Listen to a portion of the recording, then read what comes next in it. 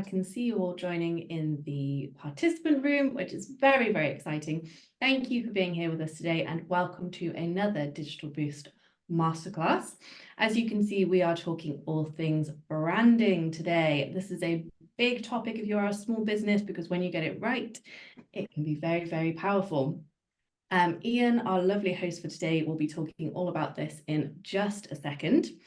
But before we get going, I just wanted to do a tiny bit of housekeeping so you know who is looking after you today and what you can expect. And then we will dive right into the session. So if we haven't met yet, my name is Alice. I work for Digital Boost. I run all of our events. You will always see me on live masterclasses. You might see me mentoring, and you will definitely talk to me by email because I do all of our emails. If you ever send a question in, it is me at the end of the email. Should you need anything on this session, please send me a DM in the Zoom chat and I'll be happy to help. Any technical questions, just let me know.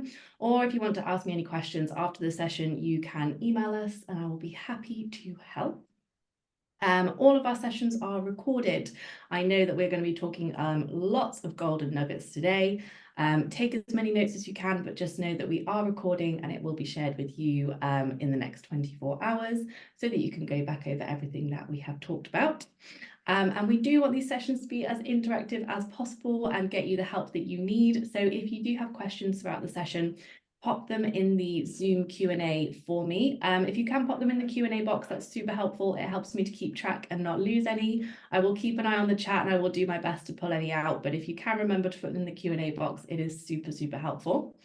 And also, if you haven't met Digital Boost before, you might be wondering what we do, how we are free, how we can do what we do. So here at Digital Boost, we offer free support for businesses and charities. We do this through masterclasses like the one you're on today. We do one-to-one mentoring, that is our bread and butter. And we also do awesome accelerator programs. We've actually just launched our 4th round of the Jumpstart program in collaboration with Ian and the BT team, which we are delighted about. We do all of this for free. We physically cannot take your money and we do not want to take your money. We can do this for free because amazing mentors like Ian all volunteer their time free of charge. And we are sponsored by amazing corporates like MasterCard, NatWest and BT who allow us to run these things. So everything we do is free. We will never charge you. If you're not already in our world, I will pop a link if you did want to check us out. But as always with Digital Boost, there is no pressure. It's there if you want to use us. But please just enjoy today's session. And thank you to the lovely person who just said hello in the chat. It has disappeared for some reason, I can't see it, but thank you for saying hi. Welcome to everybody. And Ian, we are recording, so we're all good to go. I will now hand over to you. Cool. Thank you very much. And good afternoon, everybody. Appreciate your time. Hopefully, I'll be able to share some nuggets, as Ali said. And if you have any Q&As, definitely put them in a chat. And if unfortunately I don't get through them today, feel free to book a one-to-one mentoring session and I'll try and help as best as I can. But today we're talking everything brand. And of course, today's topic, unleashing brand brilliance in 2024. So as we go through the slides, just kind of an agenda, a little bit about me, a few of the questions that you had asked previously or prior to the session, understanding brand, emerging trends that you guys, I think, should focus on, focusing on tone of voice, the marketing aspect, which a lot of you know that I am pretty, I focus on quite heavily, and of course, understanding the data. So who am I? This is who I am. I've been marketing for a while, run sales teams, been doing quite a lot in the mentoring world in terms of business development, strategy, digital marketing, UX, you name it. But in my spare time thereafter, I like to teach jiu-jitsu, a little bit of house renovation here and there when possible, and of course, mentoring small businesses in general. So I can see the Q&A. So I just want to get an idea of how or where you are mentally when it comes to branding. A few of you know that I love to do this just to get an understanding, a read for the room. So if you're a newbie, completely unsure of where to start, where to begin, just drop on number 1, understanding the basics, but you want a little bit more help on number 2. If you've been doing this for a while, but you're still really struggling on how to position your brand, just drop a 3, please. You can see within the chat, wow, it is just flying at the moment. Okay. Some middle ground by the look of it. Good Lord. Okay. So a fair few twos and ones. Okay. Well, tell you what, hopefully we can turn that into some positives throughout. These are some of the questions that you guys had asked. Should you focus on yourself or should you focus on the product or the service that you offer? Is it the same thing? How do you generate leads? What's the effort that you guys need to put in? What's the overall strategy? Kind of brand messaging? And then is there a difference? Is there a difference in the persona of who you are and what the business is? So I love this question. I thought I'd just stick it out there. One of my first times doing it. It's by MSA Skincare. And it looks like they're struggling as well as some of you are, judging by the pre-questions, of having kind of two brands and two brands within one brand, i.e. they did a skincare range, but they also do a facial business as well. And they're not sure how to brand it accordingly. So hopefully within this, I'm going to be able to try and help. But hopefully MSA Skincare is on the call today. So obviously, I want to start on the flip side and go what branding is not rather than what branding is. And then hopefully within this presentation, we're going to kind of delve into the psychology of how people think, and that can help formulate your brand. So it's not all about the logo. It's not all about the taglines. Yes, that does help, but please do not focus 100% on that. That it can include everything from colors to typeface. Those are important, but that is not everything that your brand needs to be. It's also not necessarily all about the product or the service that you offer. Remember or understand that unless you're super, super niche, you will be offering something that other people are offering as well, your competitors. So a lot of individuals, when it comes to buying, sometimes just buy a product. They don't necessarily look on the brand itself. Some do, some don't. But the psychology is if you're offering the same product at a cheaper cost than somebody else, that could be a key element why somebody chooses you. Of course, there's the packaging, the messaging, everything else that can help formulate your brand. But please understand, it's not just always about the product and the service. Branding is something, and again, getting into the psychology of it, is where as people, your end customers, remember they're always emotional. Technically, they're irrational, but at the end of the day, we want to form connections. So this is kind of what branding is. It's when you create something where an individual can develop that emotional, irrational connection to who you are. And yes, that is part of the whole package in terms of the logo, down to the colors, down to the product, down to your ethos, the team that you have. There's so much in it, but it's not necessarily one thing that you need to focus on. It's the whole, literally, package.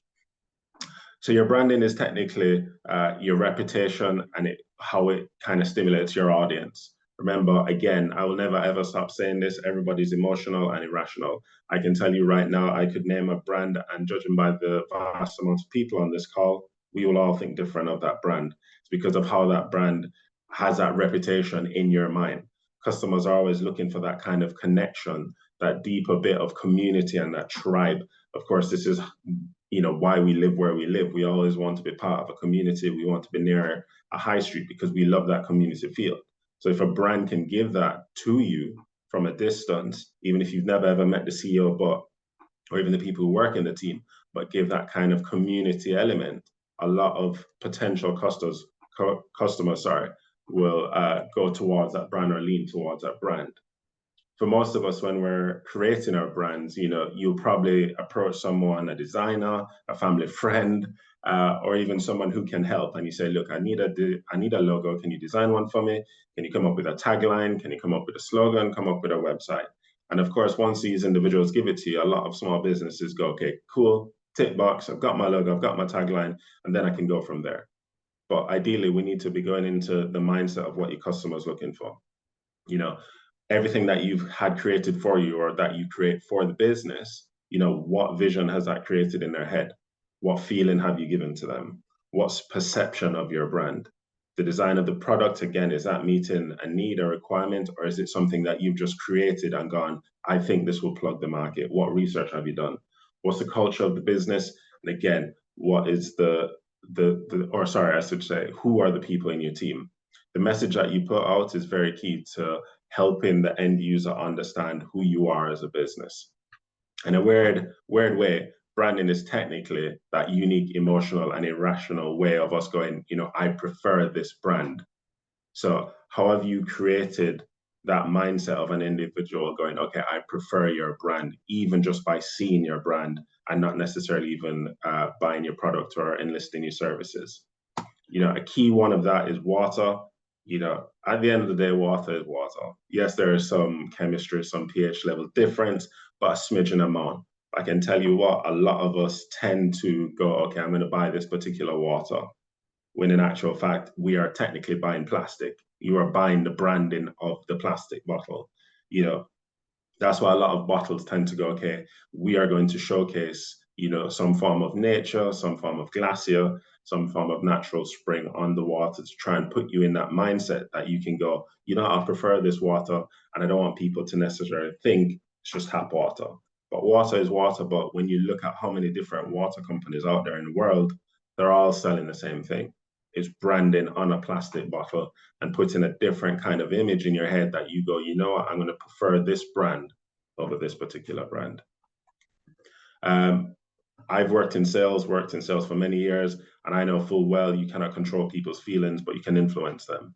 And again, that's how branding is. You can influence how somebody perceives your brand, and then it's a preference. They prefer your brand over somebody else. You can be consistent. You can create amazing products and services. You can have the best team, but understand you are trying to influence how someone will perceive your brand, because you can't control how they think about it. One key thing that our favorite friend Jeff Bezos says, your brand is what people say about you when you're not in the room. Whether that be your product or even you as an individual. So again, it links back to preference. How are people talking about your brand, thinking about your brand? So when it comes to creating your brand, again, think about the niche that you're going into or what people are feeling in that sector. How are they looking for a particular brand? And then coming across as that brand where they go, that's kind of ticked a few boxes of mine. Let me delve a little bit deeper into it. There's brand positioning and there's also brand framing. Two different ones. Of course, where you are in the market is where you're going to be putting your brand. Of course, we're going back and we're linking with water. It's refreshing, it's hydrating, bottled purity, but framing it is completely different. It's again the wording that you may use or even the imagery that you may use.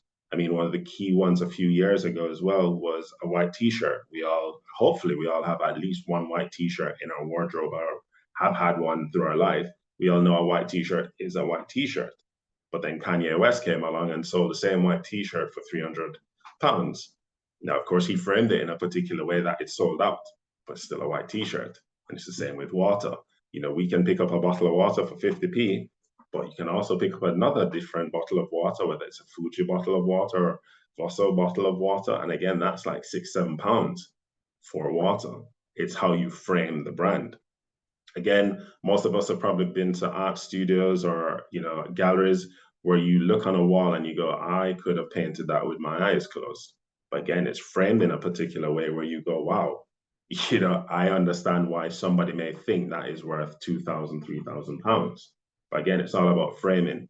So yes, you can create a product and have it in a particular brand situation. But one of the key things I would love you guys to think about going forward is how you frame your brand and how you can have that kind of mindset of influencing a potential customer. What are they looking for? How can you frame your brand in that particular way where I go, wow, that is the product or service that I'm looking for. Brand positioning in a different form of way is, if we stick some Venn diagrams together, obviously customer center of our universe, what you do best over a competitor, that's where you win in. If it's equal or middle ground, I should say, it's kind of fair game. Of course, have a look at what your competitors are talking about and how they frame themselves or even position themselves, and then go, okay, you may be losing out on that, but if you're doing something the same, this is a stalemate aspect. So again, always look at potential customers or even, competitors, and look how they're framing themselves and positioning themselves and going, okay, well, I can relate to that. I can move my brand that way. Or, you may want to completely differentiate yourself. One of the key things I always say to small businesses is always look at reviews. And don't look at the 5 stars, the 4 stars. Look at the 1 stars, the 2 stars, because that will give you some kind of inkling as to how people are talking about that brand. And then you can use that kind of negative reviews to grow your business in a potential positive way. So when it comes to describing your business, your value proposition, what are you offering? What is the impact of what you're offering on a small business? What's the benefit of it on a small business? Tone of voice is a big thing. How are you speaking about your brand? How do you want people to speak about your brand again when you're not in the room? The look and feel, of course, we all know quality. Some people are after quality, some people are not necessarily after quality. Hence why some of the main high streets now, some of the big ones, I won't name drop any, but there's a conglomerate within the UK. It starts with a P, and the quality of the clothes probably do not rival that of, Chanel and Fendi and all the rest. But that doesn't mean that people aren't going to buy it, because people know they can go there and get quick, cheap clothes or cheaper clothes.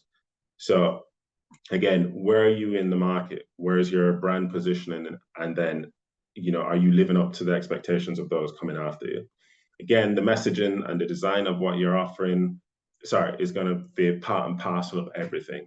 Messaging is key. Again, thinking of, and not necessarily the content, but the context that you're talking about the business in as well. So one thing I love businesses to do, is, again, think about the proposition, the tone of voice, and the look and the feel. I would love you guys to just, proposition, create 20 words. What are you trying to have individuals feel about your proposition or say about your proposition? The tone of voice, these are some of the key words that people go for. Again, if I was describing, let's say, a bike brand or even a car brand, if I was selling a particular car, I'd say, look, it's going to give you freedom. You can go out there, explore the world, promise of adventure, because you now have a full tank of gas or a fully charged battery, and you can go wherever you want. The type of car that I'm going to give you, probably a wealthy looking car, because it's going to be nicely designed. It's going to have, premium finishes and so forth on it. So you could hypothetically be associated to, members club. So those kind of cars are like, your Lamborghinis, your Ferraris, your Bentleys, your Rolls, and so forth. Tone of voice, how do you describe it? The extreme, the passionate, the hardcore. This is who I expect you to feel and be like when you get this product. Again, some time ago, we used to talk about, if we take Rolls Royce, it's being British. You can see it a lot in the adverts nowadays across many supermarket ads when they talk about British products and stuff like that. So automatically they're getting you to feel, okay, it's authentic, it's British, it's retro. And again, car companies did it, supermarkets do it, clothing do it, everybody does it. It's to give you that look and feel of who you are. But this is the activity. When you guys go away, when you come off this presentation, create 20 words around your business. Get rid of the first 10, because most of us always think about, the generic ones, like innovative. For example, most businesses now, if you're not innovative, I don't know what, how you're surviving. But, think of different words. Go above and beyond, do it just before bed if you still have a bit of brain power, or, first thing in the morning, meet up with a friend, family, colleague, whoever. And just go, let's delve into the business. What do we want to be known for? How do we want people to talk about us? What words do we want to use? I mean, you could make up your own language. We all use Google. It's very rare that we say, let me Google something instead of let me search for something online. That is so long-winded. And Google just came along and just said, let's Google it. Now, you can imagine 20 odd years ago when somebody mentioned the word Google, everybody was like, that makes no sense. But nowadays, we're Googling everything. So if you can get individuals to use your own brand names, or branded words, you're automatically going to be winning. It's talking about attributes, audience persona. Been through this a few times with small businesses, understanding who your audience is. And I don't necessarily mean demographic wise. Yes, age, location, all that is amazing to know. But understanding how these people think or can be thinking is going to set you apart, because you're getting into that mindset. Everybody has a problem. That's why they're looking for a particular product or service. And it may not necessarily be a problem. It could be a desire. But again, they're going to be in a different mind space to somebody who is trying to identify a problem. So how can you start thinking about how that individual is going to be searching? What are they going to be looking for from a brand, or expecting from a brand? What is your proposition? How are you putting that across? So those individuals can go, what, this is a brand that I need to choose. The tone of voice, how am I going to make them feel? Most of us nowadays, if you're trying to get a product or a service, you want to feel secure. You want to ensure that you're getting the best value for money. You want to understand that, it's going to make sense when you have that product, and you don't want to go, oh my God, it's arrived and I have to go and order another one, or someone's come and done a job and it's not as good as, the other person I should have gone with. So understanding how that individual is feeling at the time when they're looking for your brand can help you, again, position your brand or frame your brand in a particular way where they go, that's the one for me. So hopefully this has answered, scientifically speaking's question a little bit. So the whole idea, again, is understanding your audience and then coming up with a brand, thinking way outside the box of, the look and the feel, the tone of the voice. There's so much that encompasses how you need to approach your brand. And don't worry, again, I've worked with a lot of brands who have rebranded themselves. You could be 2 years in, 3 years in, it doesn't matter. Again, if we look at Amazon, even just a logo switch, Amazon has gone through, I don't know, about 10 logo switches since it came up. No problem with it. Now everybody knows it as A to Z. And their branding is so amazing now that a lot of people even use the colors of Amazon on their own website, such as the orange button for the buy now or buy button, because a lot of individuals are so mentally aware that if I need to buy something now, I can just click on an orange button. So if you look on many websites, orange is a buy now button. But what you need to understand, people process things differently. If I'm in front of you, some of you can probably see my hands waving around. Again, I used to be a salesperson, so I know people read your lips, they'll read your movement and your tone of voice. That's it. If you go to any shop, any car dealership, most higher up meetings, you'll see people just fluttering their hands around, because that's how people interpret information given to them. Online, a lot of people, according to Brendan Kane, like facts, feeling, and a bit of fun. So depending on how you put your brand, the facts are out there. You can position your brand like that, give a little bit of feeling to it and a little bit of fun, play on words. So individuals go, okay, that makes sense. Okay, I'll go with this brand. If you just give facts, we're a British-based company, jolly good. What next? What is the feeling that I'm trying to give to someone where they go, we're a British-based company that has been doing, a particular business or offering a particular product that helps individuals, achieve what they need to achieve. So it's that feeling of security. If you want to add a fun aspect, you can as well. But that's how people will start reading your brand online. So some of the trends in 2024, sustainable, I'll put it at the top because I know it is key across many businesses. There's a lot of government change. So I will automatically say, focus, if you can, instill in an element of sustainable branding into it. Talk about how eco-friendly you are. There's so many badges that you guys can put on your websites, if you do have websites, or in your shops as well, to talk about your sustainable promise or what you're doing for the environment at the moment. You can say you're planting a tree, but you can go that little bit more and saying pollinating trees or XYZ, just go that little bit above and beyond. Health and well-being branding as well. Everybody's talking about it. Of course, Liverpool, they're losing Klopp at the end of the season again, and he's talking about his mental well-being at the moment. So again, it's not something to shy away from. Everybody's talking about it. So again, how can you incorporate that, if possible, into your brand to show that you are human at the end of the day? Community building, again, we are all after immersive experiences. This kind of, I guess you can say, ties into the fourth one. Most of us nowadays, gone are the days before COVID where you just turn up and then you expect, if I'm buying a product or engaging with a particular company, I am just getting that. Nowadays, it's so much more.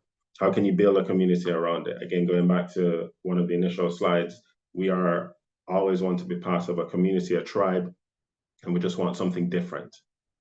How can you give me something different where I go, okay, I don't need to go around the block to try and find it. Everything I get is from this particular brand. And there's so many ways you can do it. You can do it in your newsletters. You can have that community blog on your website or even in store. Guess what? You guys do running. Here's a running club that we do. Let's build that community around it. So I'm not just offering you shoes as a business. We're going to run together. We're going to have fun, again, cycling, you name it. There's so many ways to reposition your brand, not just as you're offering a product or a service, but offering that community as well. Marketing, said I was going to touch on this, and it's how to push your brand out there. Marketing, we're looking at the holistic bit. I love analogies, I love stories, and this will be part of your overall branding. Storytelling is key. So Carnival is coming to town. I love carnivals. If we stick up a sign, stay with me here, guys. If we stick up a sign, that's going to be advertising. Most of you do it on Facebook, TikTok, wherever. You stick up a post, you boost it, whatever, you're advertising. This time, we're going to go and stick the sign on an elephant. We're going to walk through the middle of, I don't know, let's say London, for example. We'll walk through London. We say the carnival's in town. Everybody's having fun, throwing peanuts into the street. Elephants are picking it up, having a nibble. Elephants get so tired, they actually fall asleep in Kew Gardens, right? God knows how they got into Kew Gardens, but they fell asleep in Kew Gardens and they crushed loads of flowers. So, of course, in newspapers, everybody starts talking about it. It's on the radio. That's publicity. And, of course, London Mayor has to get involved, but we see the lighter side of it. So we're building that public relations with the London Mayor. Off the back of it, we start getting loads of salespeople calling up to see about the elephants, making sure they're okay. Salespeople go, you know what? Come check them out. You're going to have the time of your life. When you come to the carnival, you'll enjoy it. That is marketing. Most of us kind of throw the term marketing around differently, when in actual fact, you guys could be advertising, you could be doing promotion, public relations, publicity, or the sales side. There's a little bit more to it, but please understand marketing is the entire net of it. How do you think about your brand? How are we going to talk about your brand as much as possible in each different aspect? Okay. So this was a recent one as well. Again, understanding that people are going to create a different image of who you are kind of in the hearts and minds. There's this company called Stanley. Stanley's been around since, 1800s. It's a thermos, right? If any of you have watched the news recently, you'd have known that Stanley Cup sales have skyrocketed. They had, well, a story.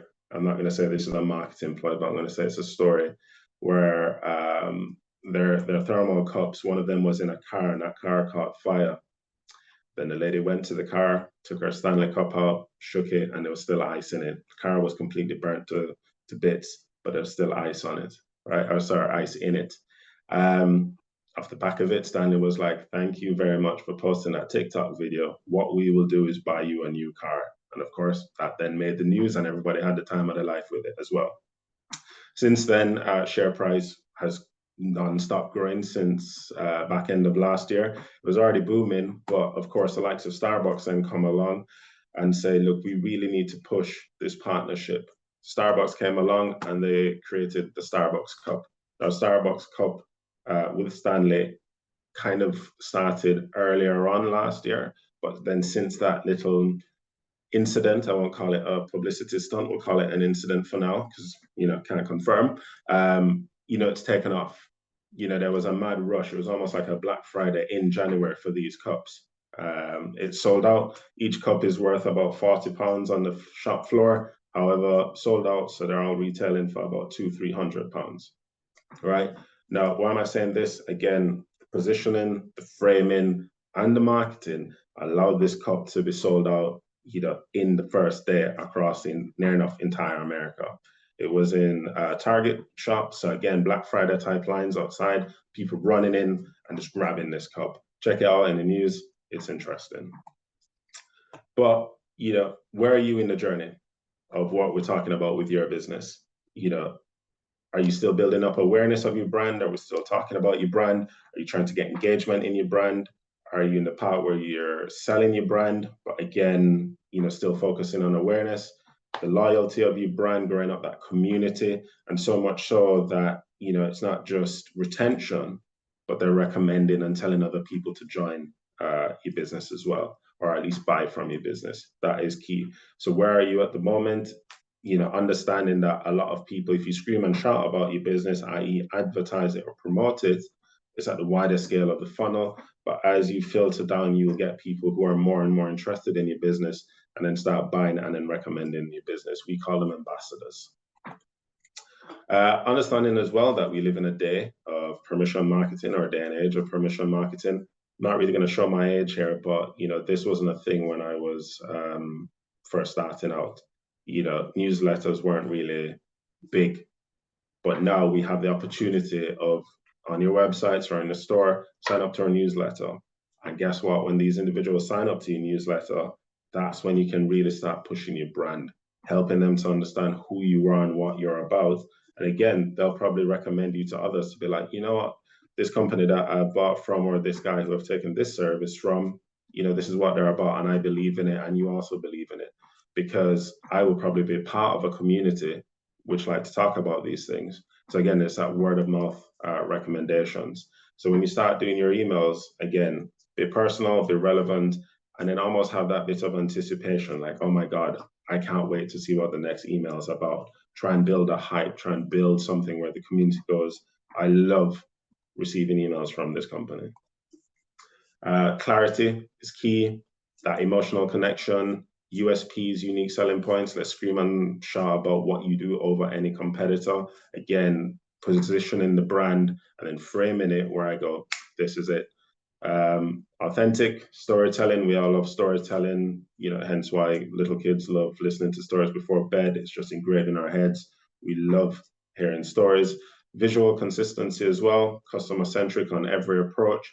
Again, finding out from that persona what these individuals are expecting, and then kind of fulfilling it.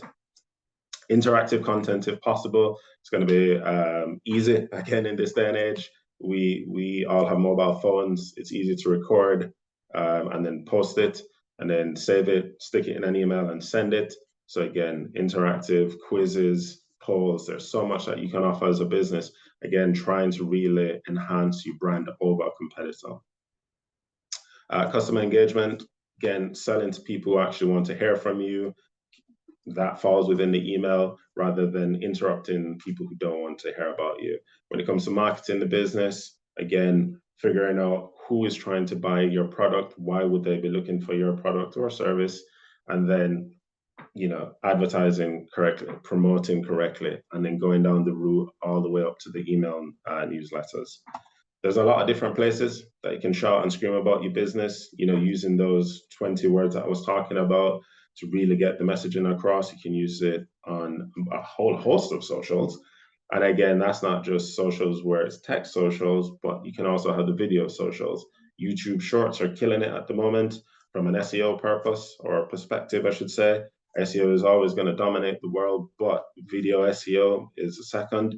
You guys type in a multitude of different products, or how to, or where to buy this, or anything like that, those kind of buzzwords, YouTube's going to be up there. It's probably up there after the second or third search. So if you can scream and shout about your brand online through video content, again, you'll start gaining new customers, or at least people trying to get an understanding of what you do. As I mentioned, SEO, number one, video SEO is number two. And then, of course, paid advertising as well. There's paid work. Paid always works. It's expensive. I won't lie to you. You may not necessarily see the ROI straight away. But again, where are you in the funnel? Are we still screaming and shouting about your business? Are you at the sales aspect where you have to worry about ROAS? Completely different.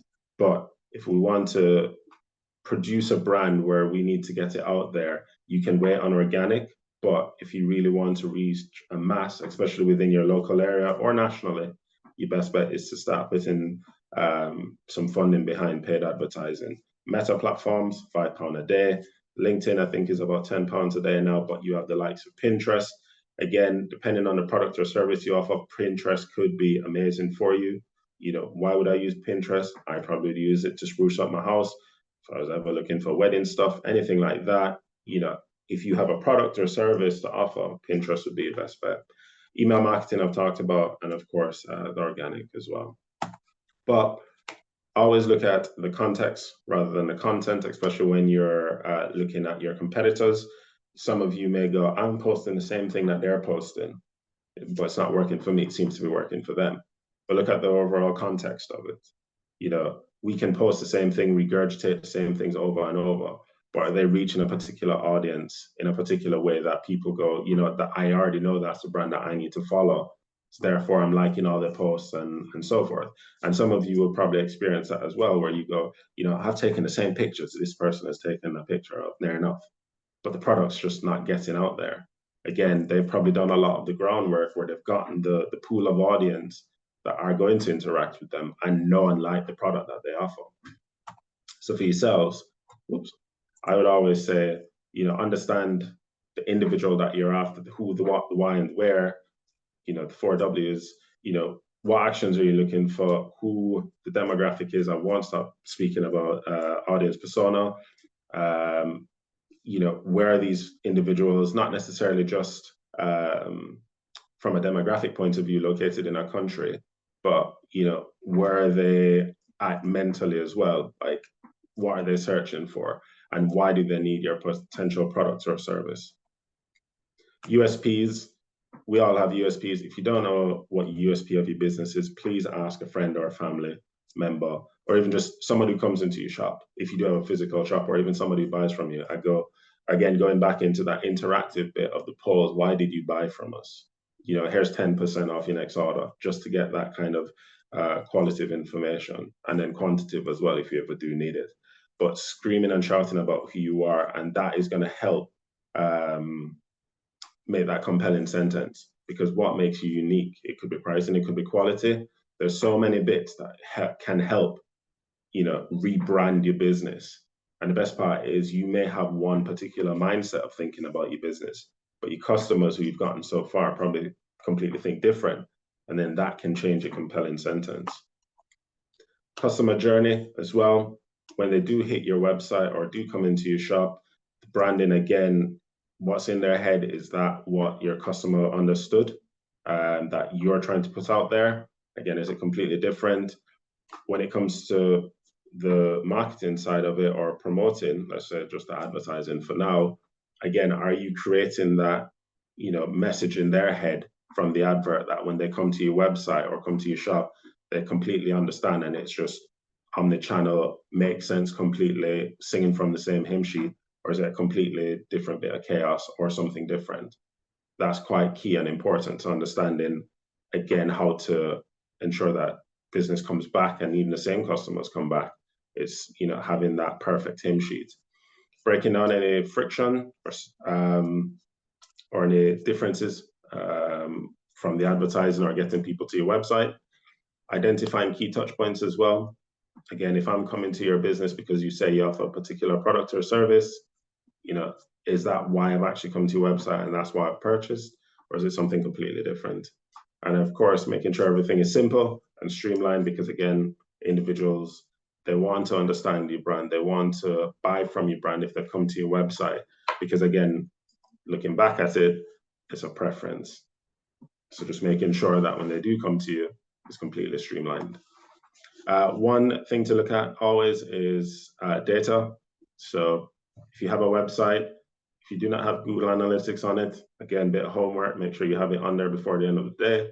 Facebook pictures as well. If you have any meta platforms that you use, such as Facebook and Instagram, once you get individuals to your website, you need to understand what they're doing. What you don't want, and how this can happen, is if you scream and shout of a particular brand or we'll say brand for now. This is the brand that you are. If someone then comes to your website and then leaves straight away, there's some kind of miscommunication there. And Google Analytics can really help with that, because you can see how many people are coming to your website. And if they leave within 2-3 seconds, what is it about your brand which isn't having that streamlined journey? Where's the hiccup? Can you then, you know, change the messaging within the ad, or can you just change the website altogether? Again, understanding it's the feeling that these individuals want to have when they get to your website. The data will help show that. Facebook Pixel as well, amazing bit of free kit. There's a lot more out there, but I just want to focus on these two first, okay? But in summary, because I appreciate, you know, there's a fair few questions. Some of the main things I'd love you to do is just be authentic, you know, customer value, genuine, honest communication, highlight your values and your purpose, USPs, again, just who you are. You all will have USPs. Please, I know I meet a lot of small businesses who go, I just think I'm a normal business. And it's like, that's great. That's not what it is. Okay. You are not a normal business. There's something that we can shout and scream about. Okay.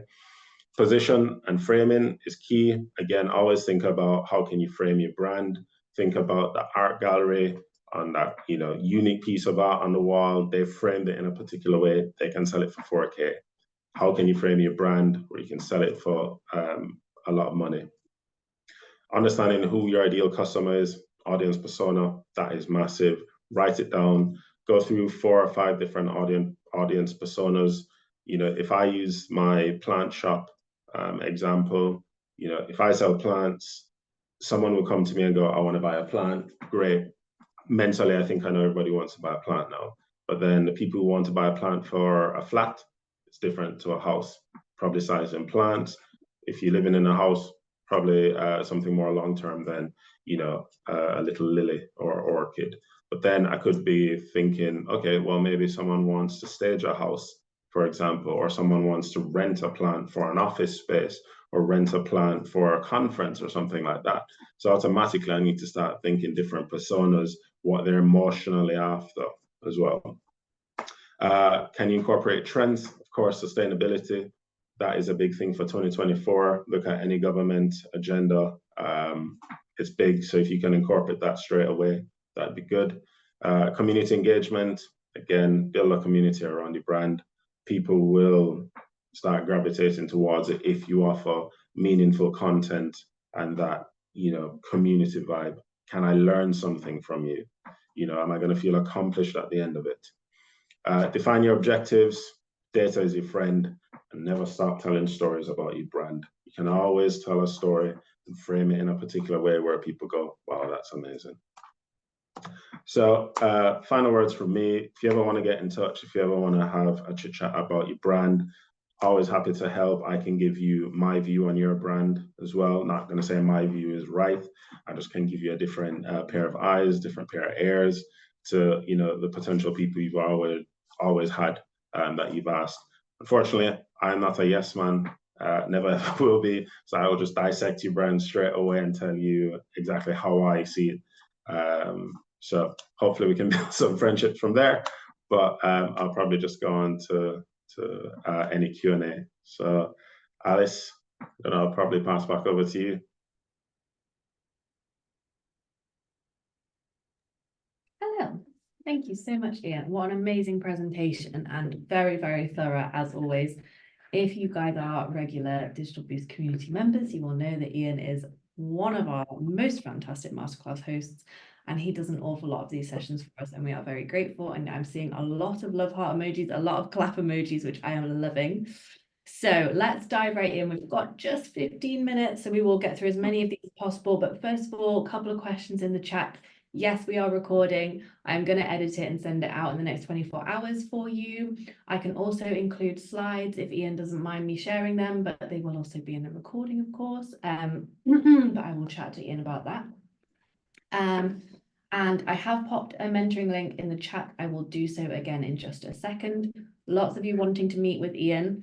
Ian is on our platform. You will find him on the link that I send. Please remember, he is just one person, so you can't chat to everyone all at once. Give him a few weeks, and we do have hundreds of fantastic mentors on our platform who work alongside Ian. Lots of amazing mentors from the BT team as well as other amazing companies. So have a little browse, see who you can find. We've got some fantastic people, and I will share that in just a second.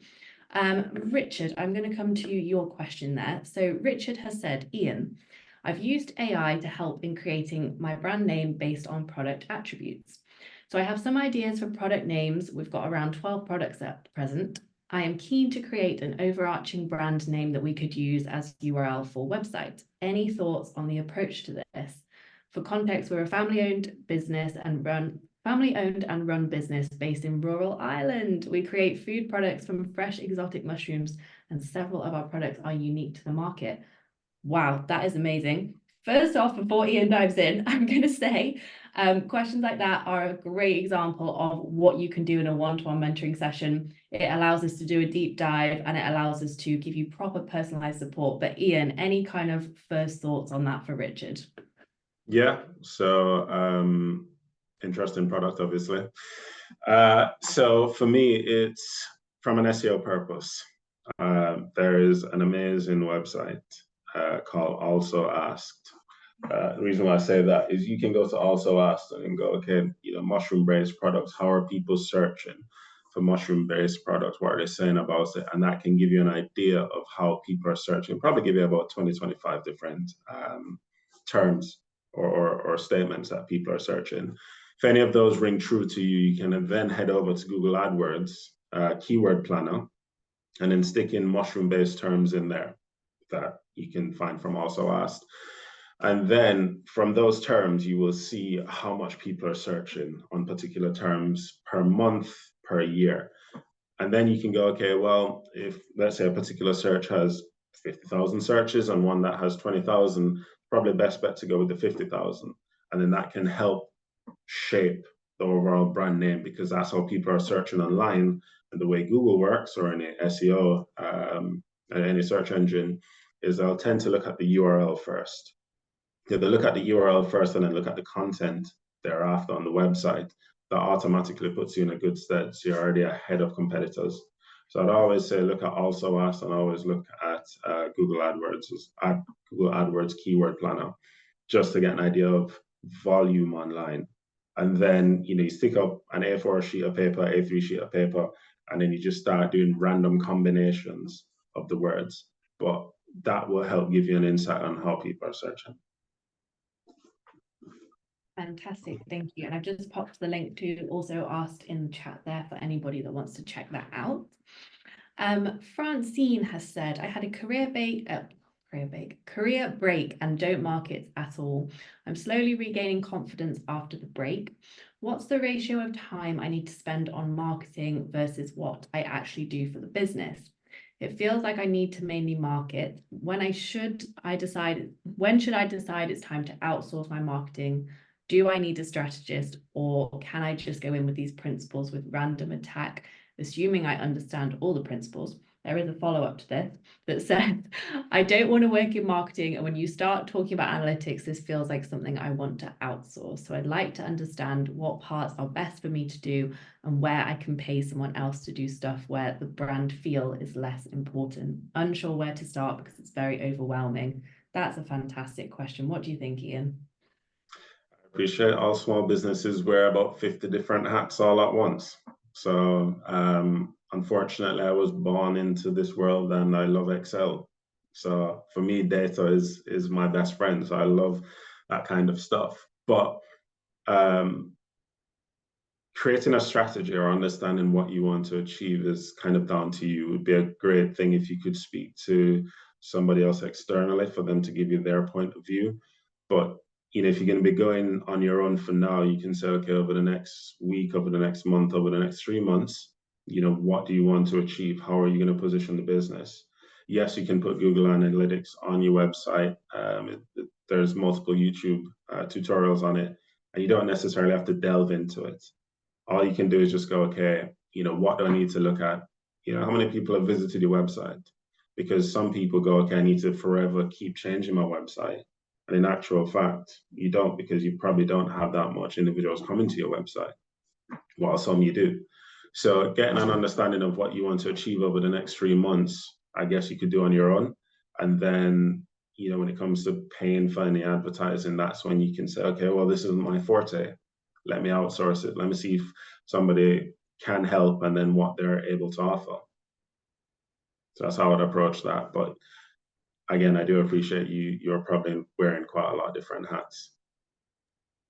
Exactly. And again, a great example of if you need to work through something like that, a one-to-one can really help. Mentors are a sounding board for you to work these things out and figure out where is your zone of genius, where you could be outsourcing and when to do so. Shona has an interesting question. So Shona has said, in today's economy, would you suggest using our 50th birthday as a USP when branding this year? I mean, 100%. You've been around for a while. Good Lord, 50 years. So that's pretty good. A lot of people love established businesses. You've been through the rough, and well, you've been through COVID as well, which was super duper rough, no doubt. But it's the fact that you've been around for that long, coupled with the fact that you may have individuals within the company with years and years of experience, and a lot of people are looking for that. Hopefully, well, I assume the reason why a lot of people came onto this tutorial is the fact that I've not been around for a year. I've been around for a few years, and hopefully I have some value to add. Therefore, it's the same with yourself. You've been around for a little bit longer than I have been on this planet. So, you've got those expertise, you've learned, whether it's a product or service that you offer, you have that behind you. And I would scream and shout about that across every single social going. Fantastic. And congratulations on 50 years, Shona. That's amazing. Mm-hmm. Sonia, this is fantastic. So Sonia says, I'm at the research stage of creating a routes finding and navigation app for users of wheelchairs, mobility scooters, and tricycles. Should I start creating my brand now or wait until I have an actual app or website to shout about? I think this applies to a lot of people, Ian. What do you reckon? I just say get it in Google straight away, create a website, start getting that. So what happens is if you set up a website, even if you don't have the content on there just yet because you're still developing the app, you can say this is what you're here to offer. So you get people going, okay, well, I'll subscribe to it or I'll keep an eye on it, something like that. But you're building up the hype around it. This is why, if you have a new restaurant opening, they'll always say coming soon, and they'll have like a jazzy window or something outside to try and build a hype around it. It's the same with yourself. Try and build a hype around it. Google will send out its little robots every day, and it scours the internet. And if you have the content on your website, even if it's just a holding page with a little bit of blurb of what you're about to offer, it'll start ranking. And that'll put you in good stead for when you actually do go live. Yes, you'll be on the App Store, and that will be a different type of SEO, but online as well. If I am an individual looking for wheelchairs, mobility scooters, stuff like that, for the most part, what I am trying to do is gain insight into that world, because I'm probably not used to it. I could be, again, audience persona. I could be looking for my grandparents. Something tragic could have happened in my life, which means I have to get one. So I'm probably looking for information, and I tend to look for information online. So if you already have a website with content on it or about it, it can already put you in good stead. So I would say, look, start branding right now. I mean, you won't be held accountable for the images that you put online right now, or even the logo design, but get the website up there, bit of content, and then focus on the app. Fantastic. And keep us updated, Sonia. That sounds like an amazing business. We would love to follow your journey. John has said, how would transitioning affect your brand image? For example, from an indie publisher to an indie animation studio with the same target audience market. So is there any kind of impacts of making that transition, Ian? I don't think so. It's just a new offering. But again, it kind of goes to how do you frame it? You are transitioning. So what are you offering different? What expertise are you still bringing to the table? Frame it in a particular way would be the best bet for me. If individuals still understand that they're still getting the same amazing service from you guys, the same amazing expertise, just slightly different or a different offering, I can't see it being a problem. I personally love seeing a rebrand, honestly. I get so excited when people talk about it and they do the big launch. It's really exciting. So I reckon make a big deal of it. Yeah, we have to diversify nowadays anyways. Yeah, exactly. Michael as well. Michael also said this is a very inspiring session, Ian. So I think Michael's enjoyed it today, which is fantastic. Hopefully, thank you. Michael says, in order to measure SEO truly, I strongly believe that web pages need to validate to W3C standards first, and all warnings and errors need to be fixed. What is your view on this coding challenge? And if you have any information on W3C, Ian, I am a tech novice, so I don't know what that means. So there's an amazing program called Screaming Frog for anybody who's on this. I don't know who named it Screaming Frog. It's Yeah, you can download Screaming Frog for free. Depending on what website or where you host, you can download Screaming Frog and it can crawl through your entire website and show if there's any errors on your website. Because yes, unfortunately, Google can penalize you for certain elements on your website that don't ring true or meet their criteria. Their algorithm forever changes on Google. Don't worry, it's not going to change tomorrow, hopefully, or today, hopefully. But they do tend to do random updates. And there's a whole masterclass I did on SEO where we talk about kind of blacklisting content or even gray listing content. So there's a lot on there. I would still, I mean, having a website is like having a shop. You know, you're forever updating it. So yes, you can focus on fixing errors straight away, no problem. But again, if you are looking at branding your business in a particular way, you know, you can also still focus on the content, still bring people to your website while still trying to fix those errors. If you're on WordPress, it's always a little bit more difficult. If you're on the likes of Shopify, Wix, or Squarespace, it's a little bit easier because you technically don't have to do it. Shopify tends to sort it out for you. But if you ever want to know Screaming Frog, you can give that a download. It's free. Just review your website or throw up any 404, 403 errors or any potential errors on your website that Google could be penalizing you for. Fantastic. And we've got time for one more. Marina, I've seen yours, but because it's SEO and blog related, I would save that one for another session, another masterclass. But please do book a session. I know I'm going to email you after this, but Oana has said, I have a question on framing. How careful do we have to be in our claims when advertising? I'm thinking of the legal aspects of this. How dangerous is it to make claims like, quote, nourishing water and others similarly? Have you come across brands being penalized for making big claims that are supported or not by evidence? Yeah, there's always, brands are always cheeky.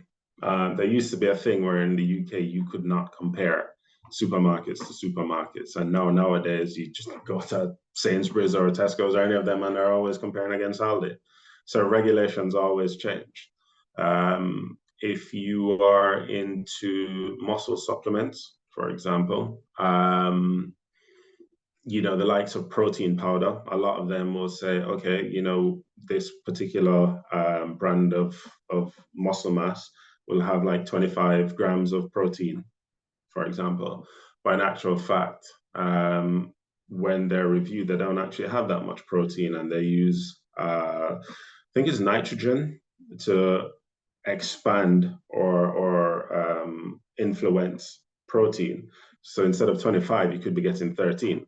So they framed it as you're getting X amounts of protein, but you're actually not. So a lot of muscle companies like GNC and so forth have been held accountable.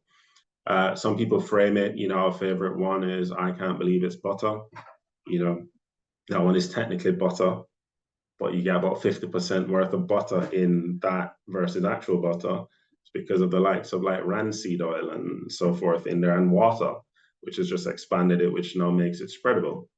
So again, you can be penalized for it, but I guess it just depends on how you're wording it. And then if you're advertising it, if it goes before the advertising board of the UK, I'm not saying you should just completely lie and do all the rest. It's just, how do you frame it in a particular way? Yes, you can say nourishing water because water is, I guess, thirst quenching and somewhat nourishing to some form of cells in my body. I love that. And again, definitely one to pick up in a one-to-one if you have time, Oana. But yeah, hopefully that's helped. We are just bang on time, so I will wrap up very, very quickly. But a big thank you to every one of you guys for joining today. Your questions have been bang on, and we've really enjoyed answering them. And you've been fantastic. Ian, as always, you are wonderful. We are so grateful that you've come back and done another masterclass. I'm really happy that we managed to do one on branding because it is such a big topic. Would you like to say anything before we close out today? No, look, thanks for the opportunity, everybody. Again, hopefully you guys found at least one or two nuggets in there. As I said, happy to have a conversation, dissect your brand as much as I can. And if I can't do it, I have other colleagues and other people on the platform who I'm sure will also not be yes people, and we'll just dissect it. Amazing. Well, thank you so much. And I will send the recording out to you guys later today. But if you need anything, drop us an email. But thank you again and have a lovely rest of the day, guys. See you very soon. Bye. Thank you. Bye-bye.